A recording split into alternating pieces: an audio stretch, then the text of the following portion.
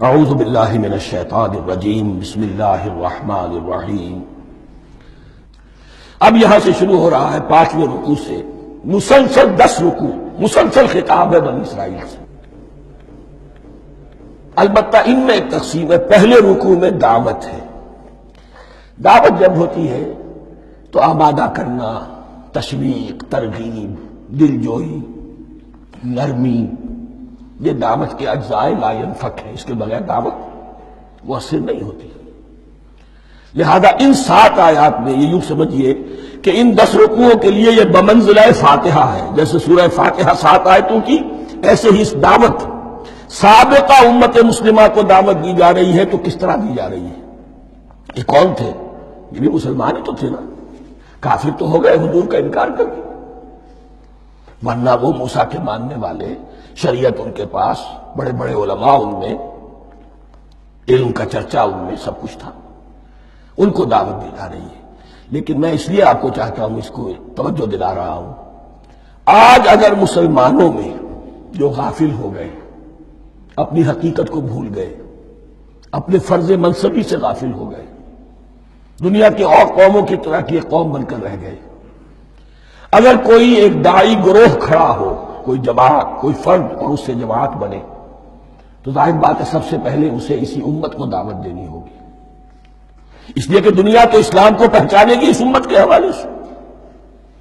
Physician heel Thai self, پہلے یہ تو ٹھیک ہو، یہ کہیں پر صحیح اسلام کا نمونہ پیش کرے تو دنیا کو دعوت دے سکو گے، آؤ دیکھو یہ ہے اسلام۔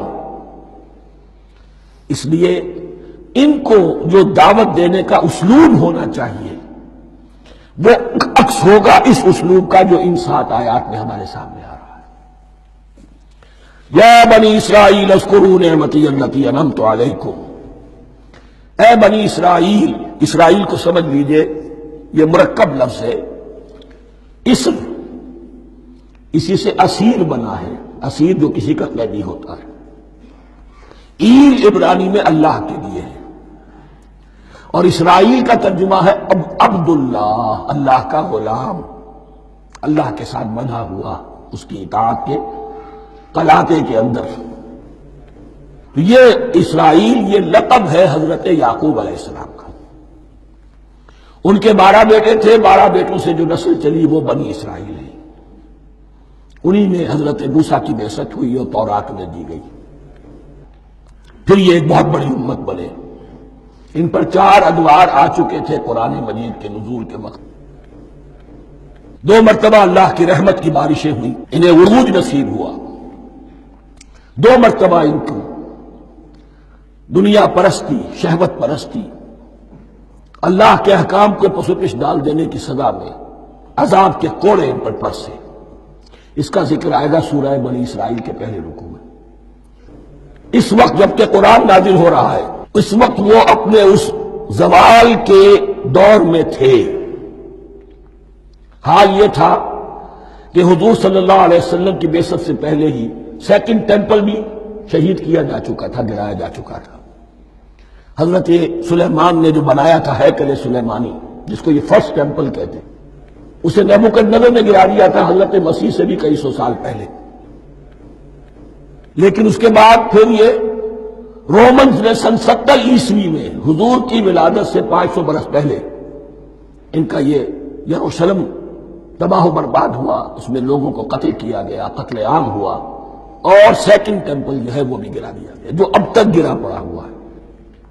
صرف ایک ویلنگ وال ہے جس کے پاس جا کر یہودی جو ہے ماتم کر دیتے ہیں، روتے ہیں، اور اب وہ بنانے پر تلے ہوئے ہیں اپنا 3rd ٹیمپل، اس کے نقشے بن چکے ہیں، بلو پرنٹ بن چکے ہیں۔ لیکن بہرحال جس وقت قرآن نازل ہو رہا تھا یہ بہت ہی پستی میں تھے۔ اس کے بارے میں فرمایا، اے بنی اسرائیل ذرا یاد کرو میرے اس انعام کو جو تم پر ہوا۔ وہ انعام کیا ہے؟ میں نے تمہیں اپنی کتاب دی، نبوت سے سرفراز فرمایا، اپنی شریعت تمہیں عطا فرمایا، تمہیں داؤد، تمہارے اندر داؤد اور سلیمان جیسے بادشاہ اٹھائے، جو بادشاہ بھی تھے، نبی بھی تھے۔ وَأَوْفُوا بِعَهْدِي، اور میرے وعدے کو پورا کرو تاکہ میں بھی اپنے وعدے کو پورا کروں۔ یہ وعدہ ہے جو کتاب استثناء جو ہے اولڈ ٹیسٹمنٹ کی ڈیوٹرانومی، اس کے 18ویں باب کی آیت نمبر 18-19 میں ہے۔ حضرت موسیٰ سے خطاب کر کے اس میں اللہ نے یہ الفاظ فرمائے، میں ان کے بھائیوں میں سے تیرے مانند ایک نبی برپا کروں گا اور اس کے منہ میں اپنا کلام ڈالوں گا، اور وہ وہی کچھ بتائے گا جو میں اس سے کہوں گا۔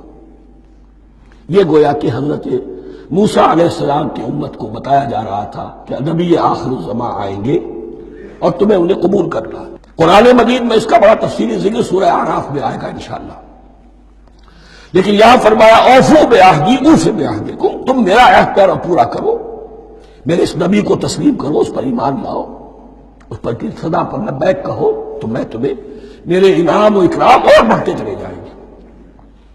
وَإِيَّايَ فَارْهَبُونِ، اور صرف مجھ سے ڈرو۔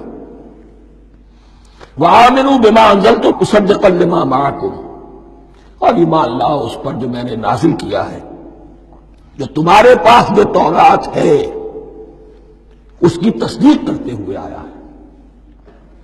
اس کے دو معنی ہے، ایک تو قرآن تصدیق کرتا ہے تورات کی اور انجیل کی، فیہا ھدی ونور، فیہ ھدی ونور، اور دوسرے یہ کہ قرآن اور محمد صلی اللہ علیہ وسلم ان پیشین گوئیوں کے مصداق بن کر آئے ہیں جو تورات میں تھی، ورنہ وہ پیشین گوئیاں جھوٹی ثابت ہوتی۔